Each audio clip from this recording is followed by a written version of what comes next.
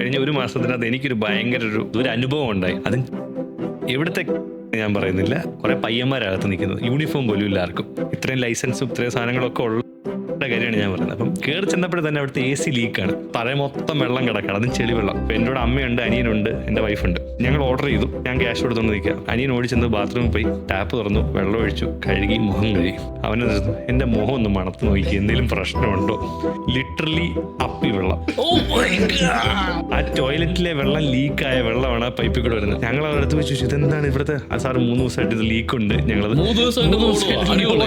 എന്നാൽ ഞങ്ങൾ ഇവിടെ ഒരു സാധനങ്ങൾ ഒട്ടിച്ചു വെച്ചു. ചോദിക്കാൻ പോയപ്പോൾ അകത്തുനിന്ന് ഒരുത്തൻ ഇങ്ങനെ എത്തി നോക്കുന്നു. അകത്തുനിന്ന് അവന്റെ ഷോൾഡർ കണ്ടപ്പോൾ മനസ്സിലായി അവൻ ഷർട്ട് ഇട്ടില്ല. ഞങ്ങൾ അകത്ത് കയറി ചെന്നു. തറ മൊത്തം വെള്ളം, അതും ഈ പൈപ്പ് വെള്ളം. അണ്ടർവെയർ മാത്രമേ ഇട്ടുള്ളൂ. പാത്രം കഴുകാവുന്നത് എന്നാ നിങ്ങൾ ഇനി തുണി എടുക്കാൻ എന്താ പാത്രം കഴുകുന്ന? വെള്ളം ദേഹത്താവാതിരിക്കാൻ വേണ്ടി ഞാൻ തുണി കഴുകിയ സാർ.